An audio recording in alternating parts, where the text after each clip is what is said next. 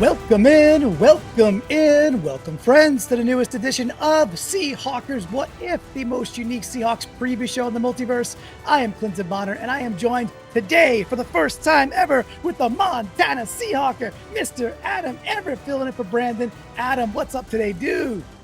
What a unique experience for my first time on the most unique preview show in all of the Seahawks universe. It is an absolute honor to be here. I expect a trophy as well. Yes, we'll print an MVC for you, very much so, the very real trophy. We'll send it to the VMAC still. You have to get it from the VMAC. That's just, it's a one-way ticket. What can I tell you, bud? That's the way it goes. It feels like the first time. Mr. Phil, you're always here, the protector of the Seahawks multiverse. And folks, you all know we can't do this without Mr. Phil. We can't traverse all these idiosyncrasies, these nooks, these crannies, these tributaries that are about to be without the explicit control and I don't want to say puppet master, Phil. That's way too, you're not a puppet master, but more like an orchestration of what is to be with Mr. Phil Leidick. Mr. Phil, I hope Christmas was great for you and the fam, and I love the big smiling face. How you doing today? Doing great. Been a great Christmas. Had a lot of family in, packed out the house, ate a bunch of rib roast, mashed potatoes, lots of gravy, of course. And it all tasted delicious because we did get a win. I know not everybody loved the win, left a bad taste in some people's mouth, but a road win gives me a lovely taste. And that's just the way I watch my football. So it's funny to me, Adam, I'm starting to almost crave the reaction from folks who are salty about Seahawks wins and road wins against well-coached teams. I'm starting to be like, waiting for it, and it's becoming comical, part of almost making me smile week to week at this point. It is an interesting phenomena. I don't completely not understand where they're coming from. I mean, I do get it to a degree, but also too, it's like wishing for, the fairy godmother to come by and drop off $2 million on your porch. It's just not happening. Just like Pete leaving next year, it's just not happening. So either get on board with Dubs or be miserable. It's kind of up to you. And I guess, it's a free country if you want to torture yourself with this in terms of the people that can't stand to watch their own team win right now. I guess that's your deal. Yeah, it feels icky and perverse to me. It always will. And that's why I put my caption as Dubs for those watching on YouTube. So, of course, youtube.com/Seahawkers podcast. We want to get to 4,000 subscribers on YouTube. We have way, way more than that on the audio, but that's because Adam and Brandon started this a decade plus ago there. The YouTube keeps on rocking, though, so we appreciate that. And Adam, if folks want to do more than just hit subscribe, if they want to join a certain F word, what should they do and how do they do it? Gettingtheflock.com. Head on over. We got a bunch of different tiers on Patreon that get you into a bunch of different things, a bunch of different cool groups, including the Game Day Discord, which also includes a bunch of other Discord channels, which is a lot of fun. I think that's probably the most hopping spot in all of Seahawks interneting during the game, and it's a lot of fun. I really do enjoy that. The Ring of Honor, you get called out on the show. There's a bunch that goes into that. So gettingtheflock.com. And if you can hit the little like and subscribe, we'd appreciate it. We're trying to earn it, and just appreciate you guys.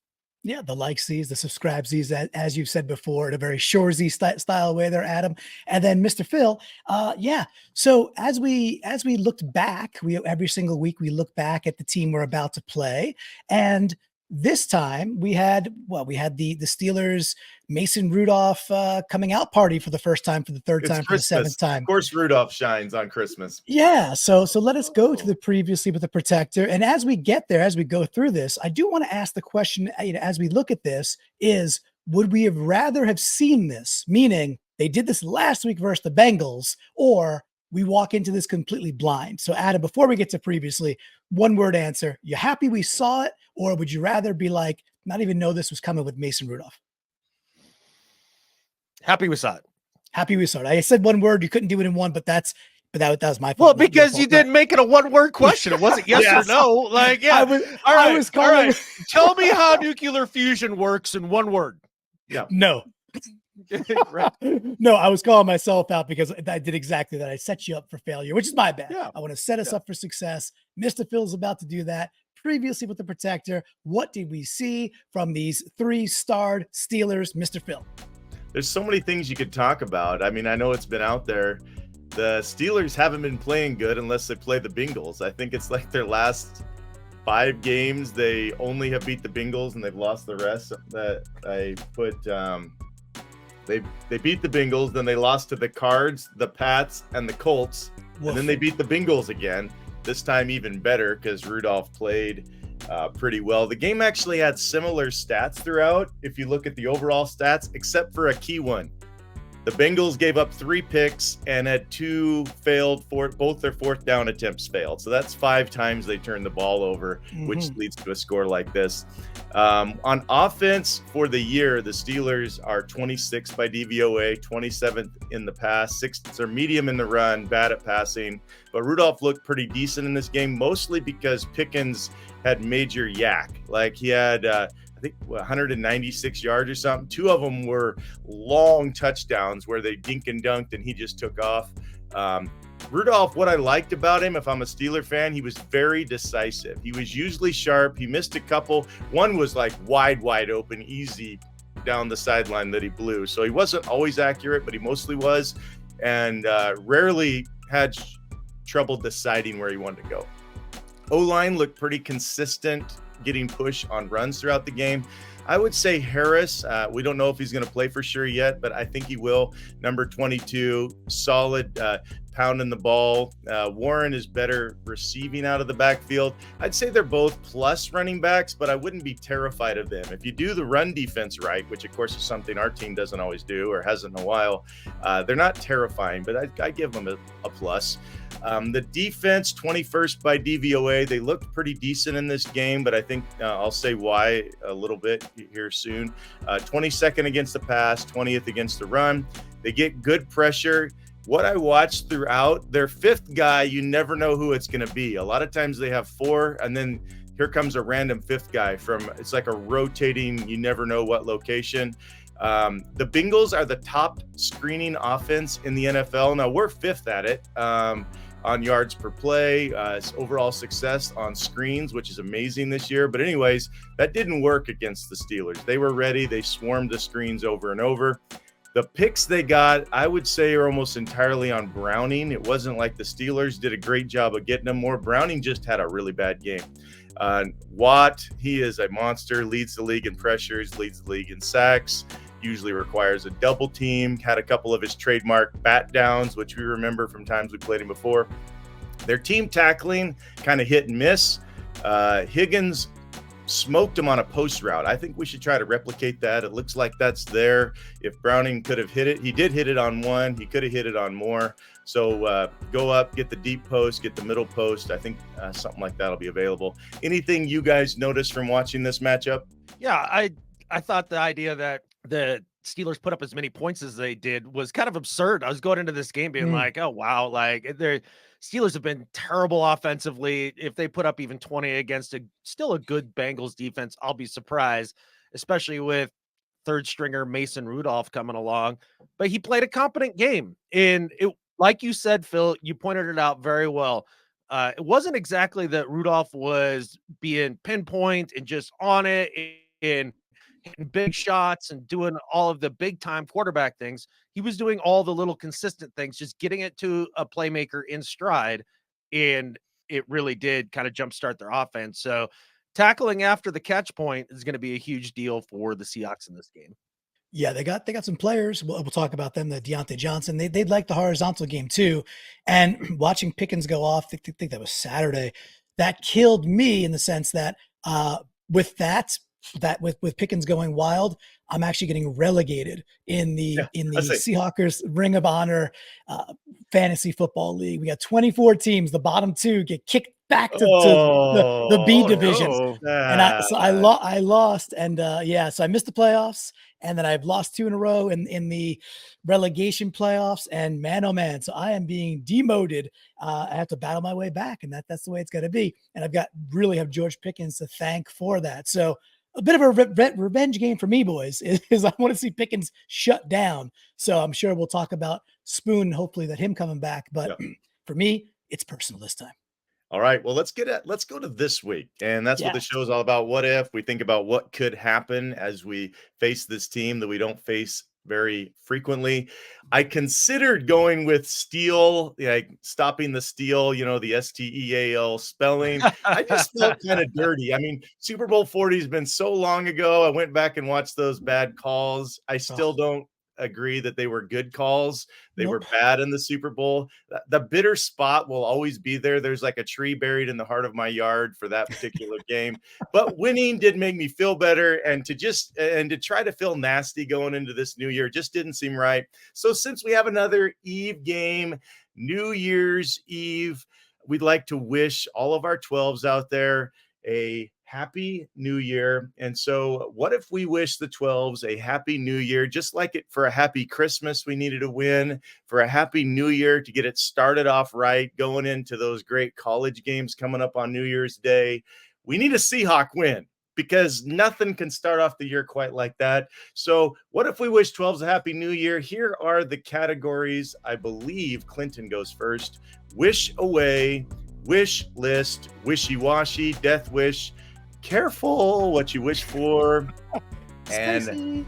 your wish is my command, Clinton, and it will be that. So this will be a very wishy show, because of course at the end we get into the What If Super Hawk, and you'll have a chance to wish. We'll hear our wishes from the flock. They got it on the Discord. So this is going to be a show full of wishes. But what better season than Happy New Year, Clinton? Where do you wish that we would go first? I love this. This is of all your themes, this might be my favorite thematic you've spun so far in the time, Mr. Phil. I love it so much, and I'm so joyful that I'm going right to Death Wish. Death wish. You're very happy that we go right into the death wish. Okay, Clinton, what if there's one thing that could kill our hopes of winning the game? What strategy, because I'll let you go either way here, what strategy or failure to execute, failed execution would be a death wish in this matchup, Clinton? Okay, yeah. Yes, I've got two answers. I'll go with one.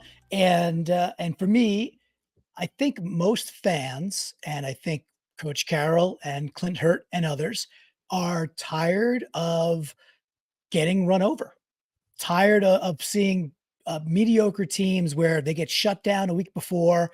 Like the Steelers have not, they want to run the ball. Yeah, they've got Najee Harris. They got the big guy. They got the more scat back in Jalen Warren. So they have good complementary pieces. They want to be a run first team, especially with their quarterback situation that's still like in just mega flux. But they haven't been all that successful running the ball. And yet we have seen this story before, Mr. Phil and Adam. The Titans the week before were bad running the ball. Or the Texans were very good at stopping the run. Maybe that's more it. And then they come out, and on 3 and 3 out, I'm sitting there going, thank you for throwing on first down sometimes, Tannehill and Vrabel. You didn't have to.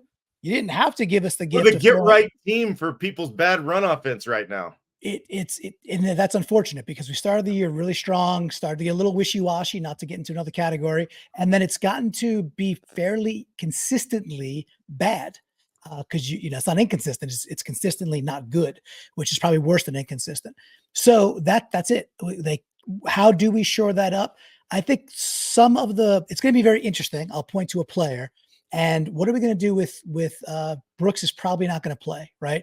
So is Devin Bush in there? Is he a little bit faster to react on certain things? Do we see Jamal Adams potentially play strictly as like an in the box linebacker and get like 15 or 20 snaps, or is he shelved? Do we get Spoon back? Because he's surely a great tackler along the line of scrimmage. There are so many variables right there. I think it's the most intriguing part of the game and most intriguing plot. And it's one of those things that you kind of know right away. Like 5 minutes in, 8 minutes in, 14 minutes into a game, are they successful? Because if they are early, they tend to be successful throughout the game, no matter who the opponent is. Can we be successful first and second quarter stopping the run? That is the thing that we cannot fail on. Yeah, underrated thing about last game was, we only gave up 17 points, but there were very few drives because we just kept letting them, as Adam would say, jelly it down our throats. I just watched that movie with my family again, and it was like all year, the gift that kept giving for them was they could just run it over and over. And you're right, Clinton. If they hadn't thrown it, I think we would have given up more points. Would have been a little tougher. Adam, what would be a death wish besides bad run defense? What would be a death wish in this matchup? Yeah, I like what Clinton had to say there, because that would definitely be my number one thing that he brought up there. The idea that this rope-a-dope, quote unquote, run defense really isn't working, because that's what Pete keeps saying it is, as they try to limit explosives over the top. I think offensively speaking, it's almost in the exact same vein. If they come out and they're throwing on first down all the time, in and up, pass, and 3 and out, as we see way too often with this offense, and they get away from K9 and Sharps only gets 2 carries again, like he did this last game against the Titans, that's a complete fail, because then they're not staying on the field, which means that the defense is back on the field and getting it jellied right down their throat. And you end up with another game that you end up with only 7 possessions. The Seahawks need to hold on to the football, protect their defense, which is clearly the weaker link right now at this point in the season. And you do that not with the screen game, not with bubbles, not with fades down the sidelines. You do that running the ball down their throat, specifically to the right side. If the Seahawks don't do that, it could be a long day. Do you think we can run at them? I mean, obviously we got playmakers in the passing game. Do you think our interior O-line is capable of getting first downs in the run game? The fun part about it is, Phil, it doesn't matter. That's the entire thing. It doesn't matter if you're wildly successfully running the football or not. You just have to do it so they respect it enough so that when you drop back to pass, they're at least playing 2 different types of plays on every single down, and it allows your receivers a little bit of an easier time to get down the field and work themselves open. It's a huge deal. Also takes a little bit of the steam out of the pass rush with guys like TJ Watt coming after you. The people get really hung up on yards per carry and all that stuff. I don't give a crap. Just give them the football and it will make the rest of the offense hum. It's about balance. Get some. Yeah, I like play action. We just have to be able to be good on third down, because if we're going to force ourselves to pass on third down only, we got to be really well. And Gino showed that he could on the last 2 drives, but we got to be really successful on third down if we're running for 2, 3, only a couple yards over and over again. But I agree with your point. We have to keep trying. One quick point there too, just to leap off that, is I think what Adam you're describing actually was kind of what we did last game. Minus yes, Charbonnet didn't get a lot of touches, but K9 kind of did, right? And it wasn't large YPC. He had 2 explosive runs, and then we were successful throwing the ball when we had to, and we were successful with shotgun play action, which we're really good at. I don't love shotgun play action, but we're good at it, so we do it. So I versus the Eagles game where we were more successful YPC. The Titans game was kind of, for me, kind of what you just described. Now, maybe it's simply even more so. Is that how you kind of feel about it? Yeah, for sure. Meaning, more touches. Yeah. Yeah, the strength of the Steelers defense is that pass rush with TJ Watt. Like, why play into their strengths when you have a guy like K9 who is absolutely electric and is a rhythm runner? You need to get him going and get him enough touches to start setting up different dudes and finding his blocks and getting the feel for the game. It's just important. And I really do think it makes Gino more efficient, the team more efficient, and it protects the defense because you chew up more time when you're on offense. Yeah. Bingo. Yep. I see your point. I hope that the O-line can get a rhythm going. I believe K9 can. I was just discouraged in the Titans game because they were not opening holes. Like, I went back and watched it. They were just not doing a good job of opening holes. But thankfully, I mean, Gino and the receivers came through at the end of the game. Adam, where are we going to go next? Well, Clinton went with the death wish first. That seemed pretty cool. I'm not really sure which way to go, so let's choose wishy-washy. Wishy-washy. Great. Okay, here we go. Adam, what if there's something you'd like to say dogmatically about this game, but you're actually feeling a bit wishy-washy about? You've already had the flagship show. You've already been able to talk about some things. I know you love to be Mr. Dogmatic and sure, but just be honest. Is there something you're like, man, I'd love to just put my flag here and say I know this, but I'm not sure? Ooh, that's actually a solid question here. Let's see, because there's a few things that I do feel strongly about, and one of them is that the Seahawks are the better football team. They're the better football team. They've played better football throughout the season. The other thing that I feel strongly about is this Steelers offense is a rolling dumpster fire. It's been terrible the entire year. But the thing is, that's the one. Man, they come out last week and they still score 34. Now, I understand they got up 21-0 early. They had a couple big plays from Pickens and all that. But that scares me. It's like, why do they have to find their stride now? Why? Right as they're coming in, why we need this big dub to put us in a really good spot in terms of making the playoffs. If they win, I believe they're up to an 88% chance of getting into the playoffs. And this Steelers offense, it scares me a little bit now. It scares me just that much after that game last week. And I am not sure with our defense that we can make them look as bad as they did under that reign of tyranny called the Matt Canada era. So we're going to look like the Bengals against them. You're slightly concerned. You'd like to say we're going to hold them to single digits, but you're slightly concerned they're going to look at our jerseys and see orange with black stripes somehow. Somehow. Exactly. Be like, oh, wait, did we end up in Cincinnati West today? Or whatever it happens here. It's so tough when you watch the run defense just get destroyed over the last 4 or 5 games the way that it has. It's difficult to have confidence in that. You're just kind of hoping that this new game plan of just keeping the explosives off the board and being fine with giving up 15 play drives on the regular, barely seeing the ball, works out in your favor at the end. Well, if I hear a Hawk fan say they're confident in our run defense, I mean, I'm going to have them go get checked out at the mental institute, because I can't imagine a Hawk fan right now say, oh, yeah, I'm dogmatic about our run defense. Clinton, what do you got on this? Something you're a little wishy-washy you'd like to be dogmatic about? Yeah, this is great because I had 3 answers bounce around my head as Adam was given a good one of his own. I'm going to go with I'm pretty sure I'm almost pretty sure that we are a clutch football team, especially down the stretch. Yeah. And it's been stressed, meaning we've been tested. 4 comeback victories for Gino, one for Drew, leading the league in those categories in that way combined. And I think we are a clutch team. I actually do buy into the words that Carroll shares about, like, look, we're going to come through the ringer and we're going to be better because of it. Because I do think that in life, those are the things that actually do make you sharper and do make you learn.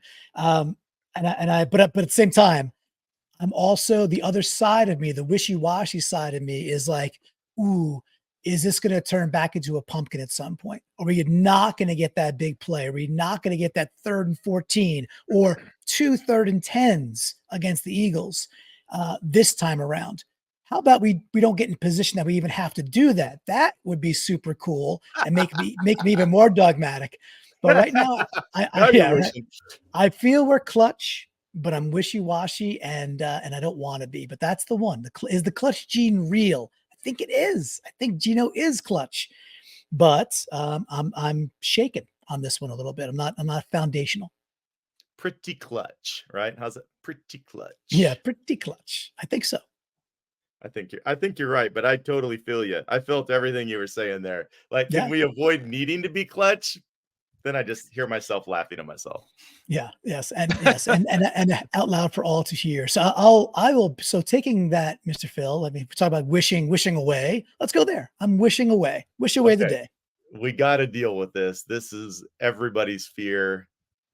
Seeing the big kick with the lean back that Mr. TJ Watt wants to do after Gino was destroyed. Clinton, what if we ask you, and then we'll ask you, Adam, what if you are tasked with giving the strategy for keeping TJ Watt away from Gino?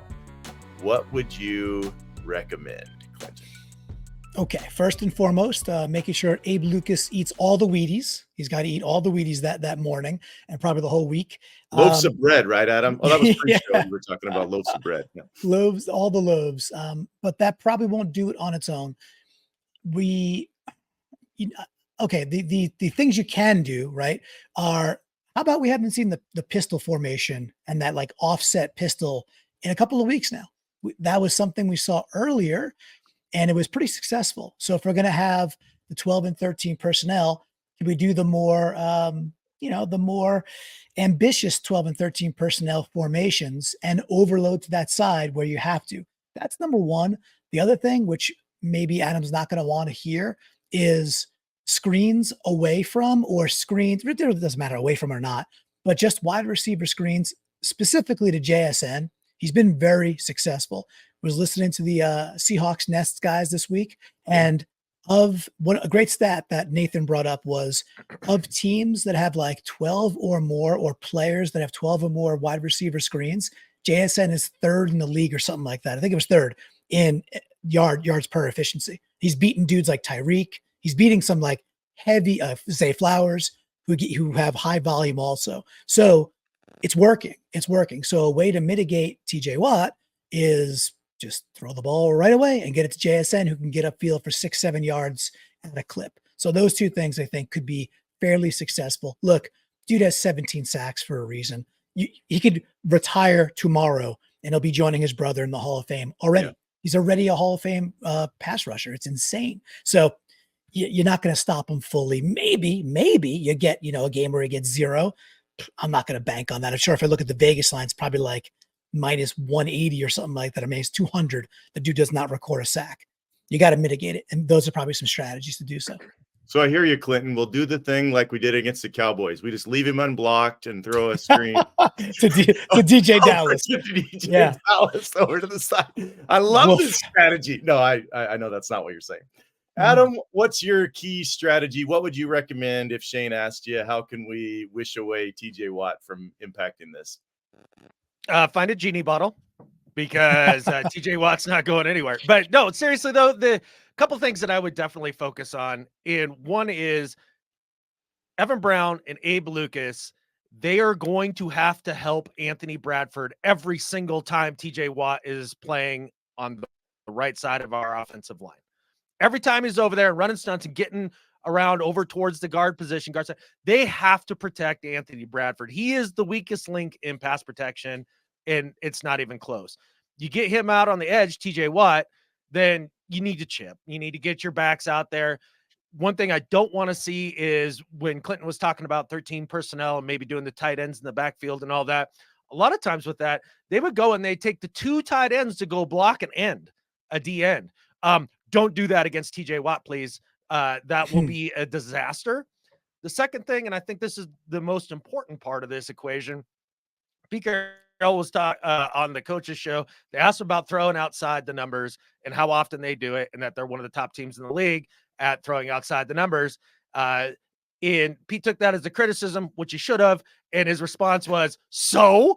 Well, this is why right here, this game, this is exactly the point. You need to be able to run quick slants, little crossers over the middle, little button hook routes that are 5 yards, 7 yards downfield, turn around, boom, ball's on you. Ball is out in 2 seconds.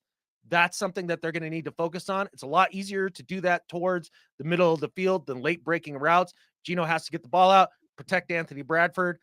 I think those are the 2 things that would help you at least mitigate some of the destruction that TJ Watt will undoubtedly unleash.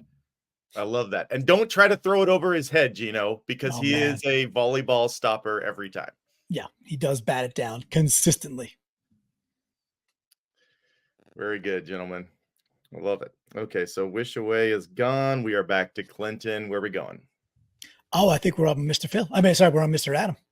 Oh, okay. Oh, you're right. Sure. Adam's choice. You tried to wish this away. Yeah, never mind. Yeah. Let's go wish list. Wish list. Okay. For 200, this gives you some choices. Wish list. Some 3 things to wish. Adam, what if you share 3 things you need to see from one side of the ball in this game? So you get to pick offense, defense. Clinton will take the other one. Go ahead. 3 things you need to see. All right. Well, I'll give Clinton the choice. You want offense or defense, and I'll take the other. What do you want? I'll take offense. Okay. All right. Defensively, things that I wish to see. I wish Spoon plays, number 1, because he is such a factor, not just in the passing game, but in run support. And it is a little sad that we're talking about needing our corner out there to help with the run game. That's a little scary.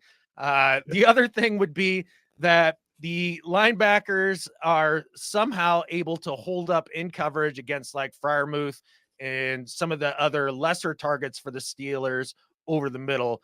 If they can at least hold up a little bit in coverage and make the picture muddy for Mason Rudolph. I think that will help.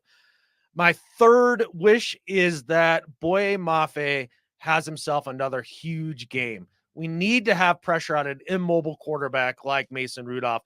That's how you speed up the clock of a number 3 quarterback on the depth chart and get him to make mistakes rather than just playing solid. Those would be my 3. Clinton, how about you on the offense? Yeah, good stuff. Good stuff there, Adam. Well, first and foremost for me on the offense is, look, if Joey Porter Jr. is very good, he's good. He really is quite solid. Great draft pick, and dude goes to Penn State. It's got the lineage with his pops playing. He's basically playing at his home team his whole life, which is really cool. Look, they're probably going to match him up with DK, probably, and therefore, Is he a travel guy? Does he travel? I think he's like best guy, like go against the best guy. I think he is. And folks can correct me if I'm wrong. I don't follow the Steelers too much.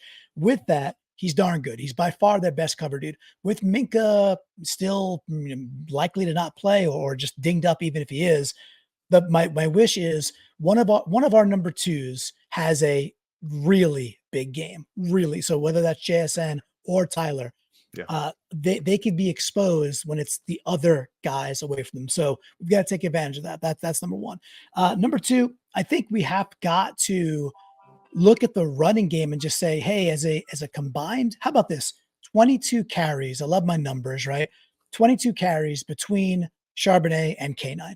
That's a pretty healthy number. It denotes that we get a high volume of plays in general. And it feels about right. I don't care if it ends up being 20-2, 17-5, whatever, however that might break down. 22 rush attempts by the running backs feels about right. So that's a second wish right there. Third, let's see. Let's harken back to, you know what? I want a clean game. Besides TJ Watt, this team is not just TJ Watt. They're pretty good defensively. They could get Hayward. They're pretty good getting after the quarterback, but even besides TJ Watt, and you have to double and sometimes triple TJ. So that gives opportunities for other dudes who are average and then even just above average, good ballers. So what we haven't seen in a couple of games is Charles Cross with a clean sheet. So a big wish will be Charles Cross looks solid in and out. Just that's it. Very clean sheet from Charles. And we can look back and be like, oh, dude had a really good game down the stretch. Big reason we won. Those are my 3. Love it. Yeah. And their ability to get turnovers is a huge factor in whether they win, as are most teams. But yeah. And you mean the Steelers? Yeah. The Steelers. Yeah. They don't get turnovers. They don't win. Yeah. All right. So now what's that? We don't have Browning, so hopefully Gino's not pulling a Browning. Those are bad picks, man. Those were ugly picks. And that's not typically how Gino's being picked off. And I'm going to knock on all the woods for that one. But I'm worried about the sack fumble, like with your Cross and Abe Lucas wishes. I'm just hoping that we avoid Gino getting blindsided, because we were lucky not to accomplish that against the Titans with that just blindside sack. Yep. 2 left, Clinton. Careful what you wish for, or your wish is my command. Well, you know where I got to go. I'm not even going to be talking about Russell Wilson. I'm not in the bash Russ camp while the man's down, but I still have to go to careful. This one's spicy. So careful what you wish for, Mr. Phil. Careful what you wish for. There he is. Love it. Because he wished for something spicy, and I think Mr. Wilson got spiced back pretty good. He should have been a little bit careful. He got his wish, and it didn't taste so good. Clinton, what if there's a trap? I guess I could have put Admiral Akbar here as well. What if there's a trap you hope our Hawks can avoid in this matchup? What danger might you foresee as the Steelers come to try to steal our joy on New Year's Eve? Okay, this one I think is fairly chalk, and something we've certainly talked about before. And Adam, you've talked about it a lot, and that's fine, because I think the answer is the answer. Falling into the trap of just I'm trying to get it to a spot. I believe we will run the ball on first down, so that's not the trap. The thing for me is, if we get to 3rd and 2, 3rd and 3, 3rd and 4, which is that manageable area, there's nothing wrong with running the ball on 3rd and 2, especially if you're on the 50-yard line or over. Sure. And we see NFL teams doing this all the time now. 3rd and 5, 3rd and 4. They run the ball full well knowing they're going for it on 4th down. I realize Pete's not going to change his stripes in the 17th week of the 2023 season. I don't want to see us get overweight to Geno hero ball status. That's when Geno gets in trouble. That's the trap. If we're unsuccessful running the ball early, first, second quarter, do not give up on it. We don't defer. And then all of a sudden, let's say we're down, I don't know, 10-6 at halftime or something stupid like that. And we come out the third quarter and we feel because we didn't have success early, we can't have success running the ball. Be way more like the Eagles game. Trust it. Keep feeding the rock to your best players and don't fall in the trap that sometimes we do fall prey to. How about you, Adam? What's the trap that we have to avoid that's too spicy? Be careful. I think the big trap that we have to avoid is inconsistency and complacency, because they went on that 4-game losing streak, were fired up against the Eagles. They actually had a pretty darn good effort against the Cowboys and honestly the Niners the second go around as well. Yep. And then they get on a 2-game winning streak here. You start to feel yourself. You're going home. You're looking at the playoff odds. You know that the Cards are coming up, another divisional game. And here come the Steelers into town, who haven't been good all season and really have struggled offensively. And this should be an easy matchup. They got to be consistent. And that's the biggest part of this team that is maddening this year, is that you see some great play for quarters, and then you see some terrible play for quarters. And I think it is a bit a factor of the team being a relatively young team and still kind of learning as they're going through here. But they need to figure out a way to use Pete Carroll terminology, that championship mentality to this game, which is a championship game because of what's on the line, not necessarily the opponent. So avoiding inconsistency here and having kind of a letdown is a big deal. Great answer. Realize that both teams need to see this as a playoff game, and they should. If they don't, to me, that is absolutely unforgivable. If they don't see this, if they don't come out like it's a playoff game, they gotta have it. Yep. Agreed. Great answer. I didn't even think about that till you started saying it. I'm like, yeah, that is a trap. So careful what you wish for. And last of all, we have your wish is my command. Only I could make this happen. Let's go ahead and leave off TJ Watt from this because we've talked about him a lot. But what if I could grant you the success of any Hawk and failure of any Steeler? Who would that be and why, Adam? Ooh, that's an amazing question. Of any Hawk, I would say, I wanted to go offensive line, but I'm not quite there. Of any Hawk, Tyler Lockett to go off and have a huge day, because I think, like Clinton mentioned earlier, they're probably going to put Joey Porter Jr. locked up against DK most of the time. I think their body types, their play styles, they match up about as equally as anything the Steelers have on the back end. JSN, obviously, he's been coming on throughout the season. I imagine he'll get a lot of attention from Tomlin and company, and the defense will be keyed in on that. Leaving Tyler Lockett to have yet a heyday as he did last week against the Titans, especially late. That would be the Hawk that I think, if Tyler's having a big game, then that's a indicator that the offense is clicking. Now, any failure from a Steeler, I'm going to say George Pickens. And the only reason, I know that's low-hanging fruit, but if he isn't having those big explosive plays, that means the Steelers are having to grind it out. That means the Steelers aren't putting up a bunch of points. That means if the Seahawks offense is struggling a bit throughout the game, that it's going to be that Pete Carroll game, come down to a close, exciting finish in the fourth quarter. And they do seem to practice that 2-minute clutchy stuff more than every other team in the league, or so we're told. But the proof seems to be in the pudding that they are pretty good at it. So as long as George Pickens isn't getting the explosives, should be a very tight game, just about no matter what. All right, Clinton, your laptop's a lamp. You're going to rub it. Genie Phil pops out. If he was a real genie, and he could say, yes, this Hawk will have a great game, and yes, this Steeler will have a bad game, who would you wish for? Why would it be the catalyst for success in this game? Yeah, so this is cool because this cat for me, one of the things bouncing around my brain about the dogmatic question was a Oh, good leftover for this, right? Like, ooh, this works here too. So what we've seen from Julian Love the last two games has been Mm. just brilliant, brilliant play, right? Adams goes down with injury, whatever you want to call it. He's basically been benched for being ineffective while clearly still being not himself from a horrendous injury the year previous. And Julian Love has stepped in and been in the last 2 weeks one of the best safeties in all of football. yeah. This is hitting dudes. This is clutch interceptions. This is down the box making big tackles. He did it again last week against Henry on a third down on a little screen. He's been really, really good. So if we could just still talk about lightning in a bottle and genie in a bottle, talk about Julian putting the hat trick together, the third game in a row where you get done with that ball game and go, oh, dude, he was the best defender on the field today. That would be something. And doesn't have to mean interceptions, but it's more presence and consistency, which is the big theme of episode 428 that Adam and Brandon talked about a lot. So Julian Love on that side is let's let him be like exceptionally stand out. It would be so cool.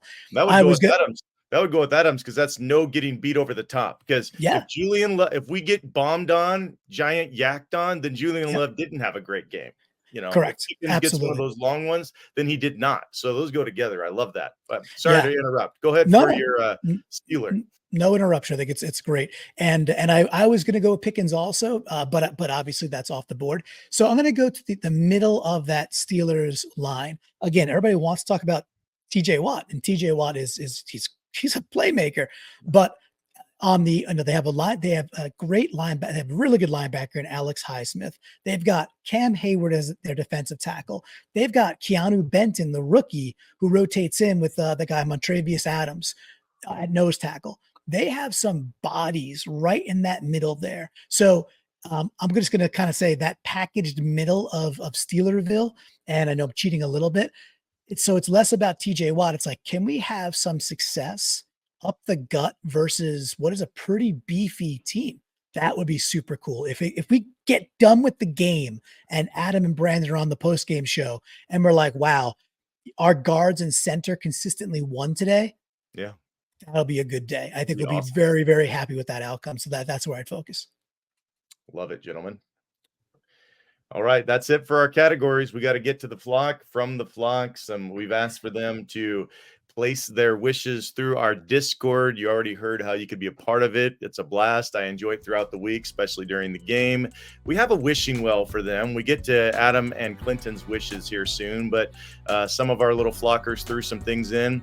Lloydzilla, my wish for the Steelers game is to not need a fourth quarter comeback. That was one of the things we talked about on the show. I like a really boring victory. No drama, no last minute drive, just victory formation, 3 kneel downs and walk off. You guys, what's the likelihood of that happening in this game? Where would you put it on a percent? Adam? 7%. And I'm rooting hard for that 7%. God, I'd love that. That would feel so nice for a change, to not just be stressed to the max on what would ordinarily be a leisurely Sunday. My heart can't take it. Red Wagon. Oh, you have to say something about that, Clinton? No, I was just thinking 2%, which is funny because that's Gino and Drew's numbers, but 2 is what came in my head. So Gino and Drew together, low probability. Okay, yeah. And then that's Rudolph's number 2 too. So I guess it's there's a symmetry there. Red Wagon had one. Again, we need to execute both sides of the ball all game long. We need a dominant win for no other reason than to show that we can own both sides of the ball. My wish is for that to happen. Hanging in is going to be tough come the playoffs. Yeah, when the competition heats up, we're going to have to put together some little better performances. Car. All right. 1/3 of my wish was granted last week, which was Gino played. Hallelujah for that. My wish this week, Spoon plays. I love that. We've been wishing for that. And either K9 or Charps, here's her weekly wish. Gets 100+ yards on the ground. She's going to keep it until it's granted. Boy, I hope our wishing well can grant it to you finally, Car. That'd mean a lot of things went great. Let's get a 100-yard rusher this week. And then Design Pete's Beach House. She wishes for 5-0. I guess she wants us to go and lose to the Ravens in the Super Bowl. At this point, I might take that, When we get there, we can wish differently, but going 5-0 from here out sounds just fine to me. Boye Komava. I wish my namesake Boye stays hot and records at least another sack, which I think will be the result of better overall D-line play. That goes with something Adam was calling for early on in the show. Clinton, any thoughts on any of these other 4 that I read? Oh, yeah, I just want to give Amy some love there, right, for the 5-0, because I think she did defend something. She got called out in the Discord being like, what is that going to mean? We're going to lose in the Super Bowl? And she was like, we'll when we get there, we get there. You're like, we'll talk about that then, which is totally fair, right? I think we'd all sign for the 5-0, and then doesn't mean we lose to anybody in the Super Bowl. It just means we get there, and I would absolutely sign for that ticket right now. Yeah. If we get there and the Ravens aren't there, we can even win the Super Bowl. I think any other AFC team we'd have a great shot at. Okay, let's get to your wishes, gentlemen. Our what if Super Hawk, that's where the acronym comes from. A hawk you want to see go off this particular game. You're wishing for it. It's been a lot of wishing in this, but this is your official one. A lot of wishing in this episode. This is your official one, Clinton. What's your wish? Who's your Super Hawk?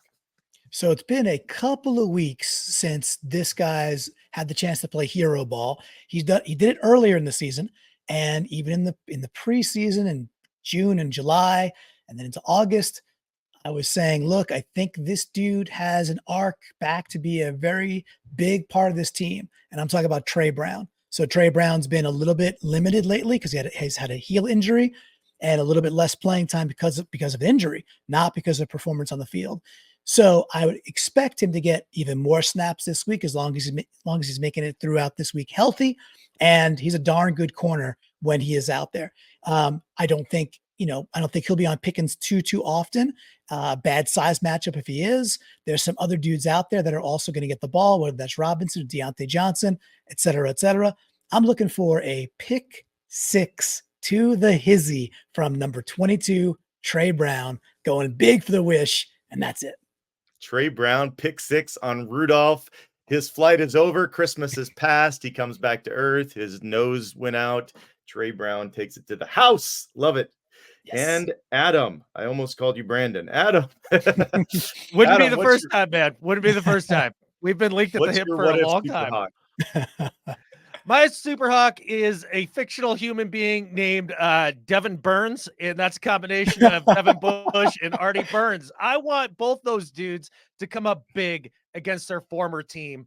Look, Devin Bush has taken a lot of crap since he's left Steeler Town there, and I want to see him come out and really prove it. Artie Burns has bounced around the league. He's been, the butt of many jokes, especially in Pittsburgh. I want Artie Burns to have a pick, Devin Bush to make Najee Harris look like the most pedestrian running back that's ever running back, and that would be my wish for a Super Hawk. So Artie Burns pick, Devin Bush dominated the run game. Is that what you're saying? Good game, yeah, really standout game. How about that? I'll figure out how to write this down later. Well, I can't write and listen. It's like the definition of pornography. Like it when you see it, right? If Devin Bush stands out, we'll know, and that'll be that. Okay, we got it. These are what if Super Hawks. Okay, we're gonna predict the score. If I have an award coming for Brandon because he has already won the season. He was actually super close on his wish last week. He wished for DK to have 58 yards and a touchdown. I think he had 56 and a touchdown.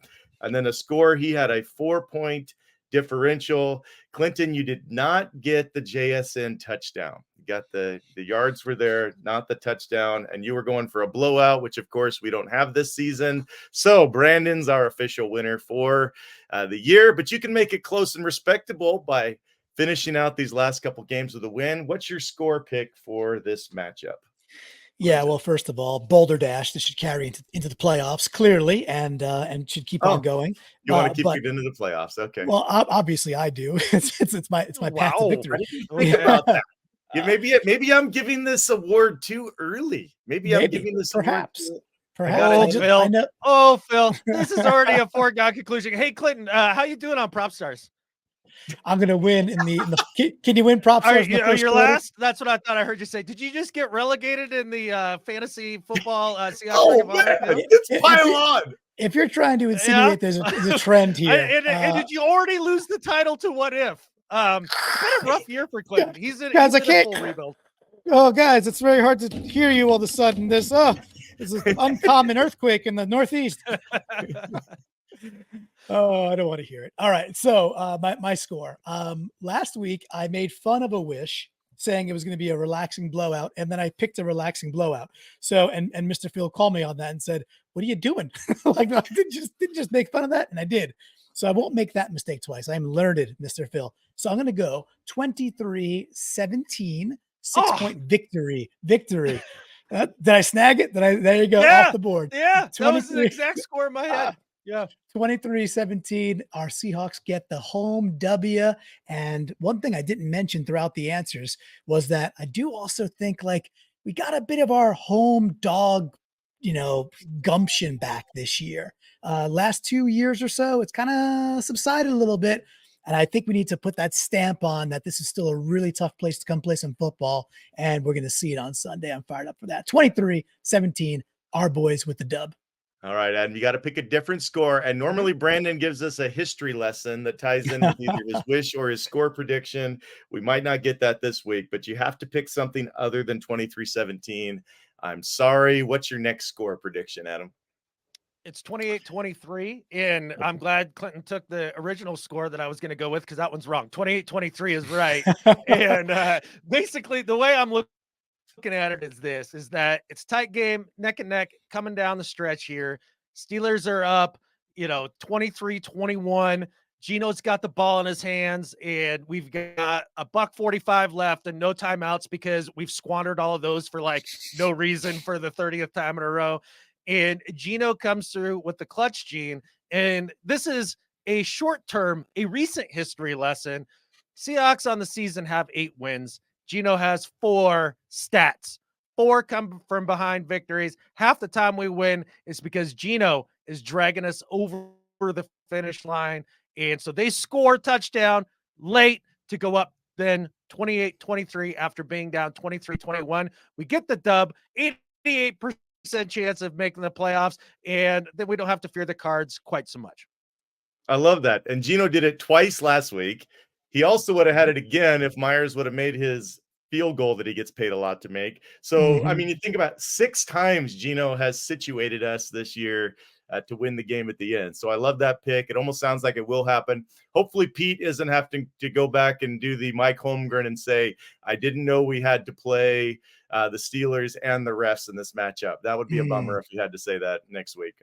We don't want to have to hear anything like that. Anything else about this game, guys? For me, just excited. But the thing for me is just like, look, it's very rare the Seahawks play meaningless football games. I think Brandon put out a tweet a couple days ago that in the Pete Carroll era, there's been 3 meaningless football games since he's taken over as head coach. And this year already we're locked in. Like the last 2 weeks are going to matter. So we are in, this is the start of our playoffs. And hey, what do you do in the playoffs? You get fired up, right? You get even more fired up for this and you get together and you hang out in the Discord. So I cannot wait. Can't think of a better way to ring in the new year. Adam, what you got? Just excited for the opportunity to call up my young nephew Riker after this game. He is actually going to the game and, just let him know that they lost and just, see the look on his face and to crush a young soul and their hope and dreams. That's what I'm looking forward to this weekend. Crushing hopes and dreams, gentlemen. Clinton, with that, I think there's only one thing left to say. What if we say, go Hawks? Go Hawks. Go Hawks.